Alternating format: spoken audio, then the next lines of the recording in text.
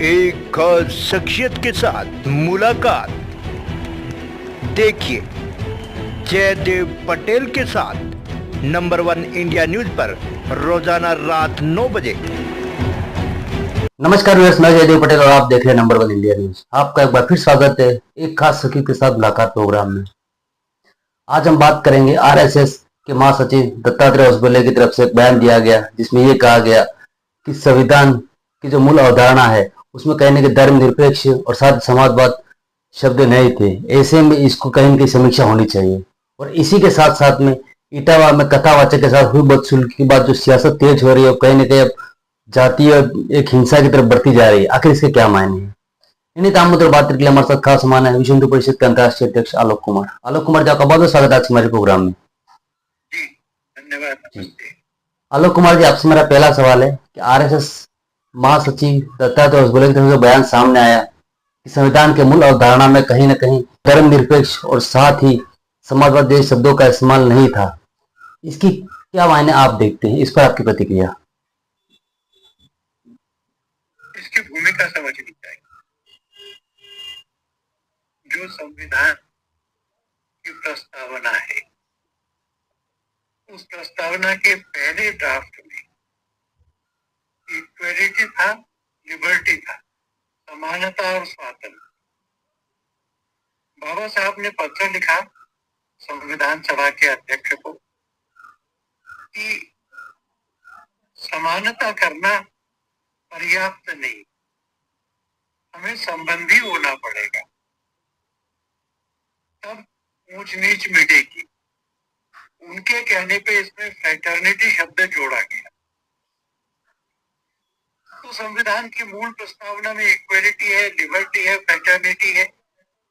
उस पूरी सभा ने जो स्वप्न देखे थे भारत के लिए, उन सब स्वप्नों को एक कविता जैसी सुंदर भाषा में प्रीएम्बल में डाल दिया। दुर्भाग्य था कि जून 75 में आपातकाल लगा, विपक्ष को जेल में बंद कर दिया गया, अखबारों पर सेंसर लगा दिया गया और उस समय सरदार स्वर्ण सिंह की अध्यक्षता में संविधान के संशोधन के लिए एक समिति बनी। विपक्ष के नेता जेल में थे, वो संसद में नहीं थे। उस समय संशोधन करके प्रस्तावना में सेक्युलरिज्म और सोशलिज्म जोड़ दिया। जी। समाजवाद एक राष्ट्रीय समाजवाद कोई शाश्वत अवधारणा नहीं है और एक फ्री इकोनॉमी की ओर, एक लिबरल इकोनॉमी की ओर कदम बढ़ाने का काम तो मनमोहन सिंह जी के समय में शुरू हुआ था। आज तो समाजवाद निरर्थक शब्द जैसा हो गया है।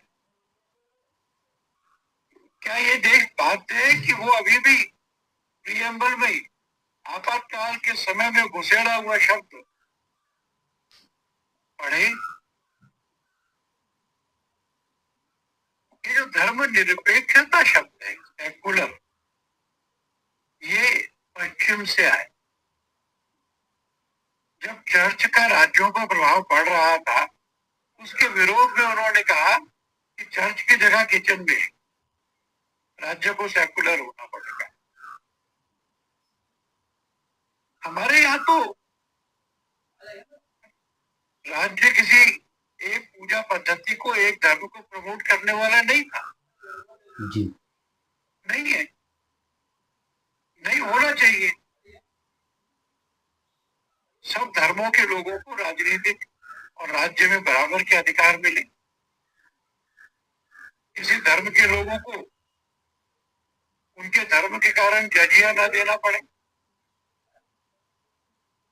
इसलिए ये दोनों निरर्थक शब्द बाबा साहब ने नहीं, इंदिरा जी ने जुड़वाई थी। और आज जब राहुल कह रहे कि हम बाबा साहब का संविधान बदलना चाह रहे, तो उनको ये उत्तर देना होगा कि क्या वो प्रस्तावना को उस मूल रूप में जिसे बाबा साहब ने बनाया था वापस लाने के लिए तैयार है। जी। आलोक कुमार जी, आपकी मैं दूसरी बात पर भी आऊंगा, राहुल गांधी के बयान वाली बात पर। लेकिन उससे पहले मेरा एक और सवाल है कि कहीं ना कहीं दत्तात्रेय होसबले की तरफ से यह भी कहा गया कि ऐसे में धर्मनिरपेक्ष और समाजवाद जो शब्द हैं इसकी कहीं कहीं समीक्षा होनी चाहिए, इसका समय आ गया है। इसको आप कैसे देखते हैं? सहमत हूं ना मैं, इन दोनों बातों पर बहस होनी चाहिए जी और इस बहस में से जो निष्कर्ष निकलेगा उसको देश स्वीकार करे। जी। आलोक कुमार जी, कहीं न कहीं दत्तात्रेय होसबले की तरफ से आए बयान धर्मनिरपेक्ष और समाजवाद शब्द उसकी समीक्षा होनी चाहिए, उसके बाद कहेंगे राजनीति भी एक अपने चरम पर पहुंच गई है। इसमें राहुल गांधी का ये कहना है कि बीजेपी और आरएसएस है, उनको संविधान नहीं बल्कि मनुस्मृति चाहिए। इसको आप कैसे देखते हैं? वो झूठ बोल रही। आपने मेरे से इतना कड़ा शब्द कभी नहीं सुना। वो झूठ बोल रहे और हम लोगों ने बार बार कहा हर समय का अलग शास्त्र होता है। इस समय भारत की गवर्नेंस के लिए जो शास्त्र समाज ने स्वीकार किया है उसका नाम है भारत का संविधान। एक अच्छा डॉक्यूमेंट, उसने भारत को एक बनाए रखने में मदद की। उसको बदलने की हम कल्पना भी नहीं करते। आलोक कुमार जी, अगर हम बात करते हैं तो उत्तर प्रदेश के इटावा में कहीं न कहीं कथावाचक के खिलाफ जो बदसलूकी हुई, उसको लेकर सियासत अपने चरम पर पहुंच गई है और अब जातीय एक आलोचनाओं के बीच जातीय हिंसा के मामले बढ़ते जा रहे हैं। इसके क्या मायने आप देखते हैं? मैं उस घटना को दुर्भाग्यपूर्ण, प्रभु का नाम गाने का, प्रभु के गुणों को गाने का, प्रभु की कथा कहने का हिंदू मात्र को अधिकार, सबको, केवल ब्राह्मणों को नहीं, सब। हम तो स्वयं ट्राइबल एरियाज में विशेष शिविर लगाते, 6 महीने का कोर्स चलाते, जिसमें केवल ट्राइबल लोगों को प्रवेश होता है, कथा कहना सिखाते और ऐसे लोगों के दल को हम पूरी अमेरिका में भी कथा कहने के लिए ले गए। सबको अधिकार है, बराबर का अधिकार है और इसलिए उस घटना की हम घोर निंदा करते हैं। आलोक कुमार जी, आपसे हमारा एक आखिरी सवाल है कि महाराष्ट्र में एक नई सियासत शुरू हो गई है हिंदी भाषा को लेकर के। आप इसको कितना सही और कितना गलत मानते हैं? और ये महाराष्ट्र की राजनीति में क्या कुछ नया असर लाने वाला आने वाले समय में? मैं नहीं जानता कि इसका क्या असर होगा। मैं राजनीति का विशेषज्ञ नहीं हूँ। मैं समझता हूँ कि हिंदी और मराठी बहनें, सगी बहनें, दोनों का सम्मान, दोनों को पढ़ा जाना चाहिए। मराठी होने का मतलब हिंदी से द्वेष करना नहीं।